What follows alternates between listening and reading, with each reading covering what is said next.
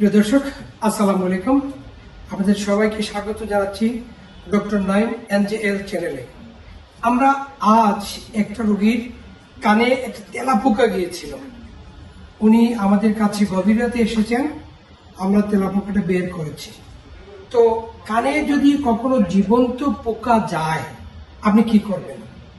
এই সম্পর্কে আমরা একটু কথা বলছি, খুব মনোযোগ দিয়ে শুনে রাখুন। এটা আপনার জীবনে যে কোনো সময় নিজের তো অন্য কারো কাজে লাগতে পারে।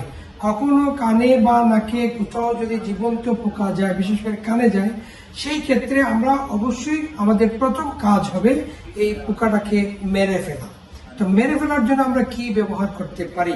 আপনার হাতের কাছে যদি অলিভ অয়েল থাকে তাহলে অলিভ অয়েল দিবেন, অথবা যে কোনো ধরনের তেল যদি থাকে সেটা দিবেন। কান একদম ভরে দিবেন, একদম ভরে, যাতে করে ওইটা সাফোকেশন মরে যায়। যদি কোনোভাবে আপনার কাছে তেল পাচ্ছেন না এরকম হয়, তাহলে অ্যাটলিস্ট আপনি পানি দিবেন। পানি দিয়ে হলেও তাকে প্রথমে মারতে হবে, অন্যথায় এই জীবন্ত পোকাটা সামনের দিকে গিয়ে কানের পর্দাকে ইনজুরি করে ফেলতে পারে। এবং আমরা যে তেলাপোকাটা বের করেছি তার কানে কিন্তু ইনজুরি করেছে। আপনারা দেখতে পাচ্ছেন যে আমরা ওই কানের মধ্যে নর্মাল স্যালাইন বের করার পরে নর্মাল স্যালাইন দিয়েছি, ওখানে বুদবুদ উঠছে। তার মানে তার মিডিলিয়ার ক্যাভিটির সাথে তার কানেকশন হয়ে গেছে, ওখানে সে ফুটো করে ফেলছে। সুতরাং কানে জীবন্ত পোকা গেলে আমাদের প্রথম কাজ হচ্ছে এটাকে মেরে ফেলা।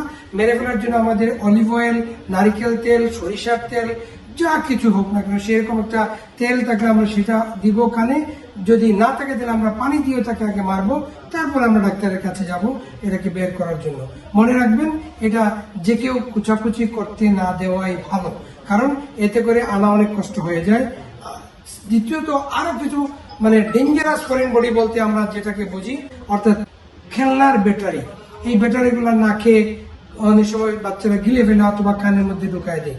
খেলনার ব্যাটারি গেলেও কিন্তু আপনাকে অতি দ্রুত এটা কিন্তু বের করার চেষ্টা করতে হবে, আর না হয় লিকেজ হয়ে ব্যাটারির কেমিক্যালগুলো বের হয়ে কেমিক্যাল বার্ন হয়ে যেতে পারে ওই এরিয়াতে যেখানে সে ঢুকবে।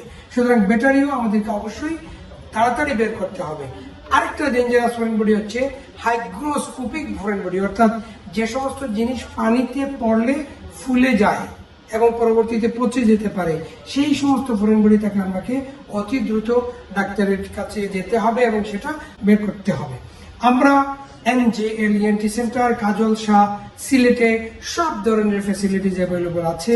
আপনাদের কারো কোনো এরকম হঠাৎ করে কোনো ফরেন বডি, অথবা আপনি খাওয়ার সময় হাড্ডি লেগে গিয়েছে, মাছের কাঁটা চলে গিয়েছে আপনার গলায়, কয়েন গিয়েছে বাচ্চাদের অনেক ক্ষেত্রে, আমরা সব ধরনের ফ্রড, এমনকি শ্বাসনালীতে হিজাব পিন চলে যায়, এরকম কিন্তু আমাদের এখানে উন্নত প্রযুক্তির সবগুলা এন্ডোস্কোপি থেকে শুরু করে সবকিছু আছে।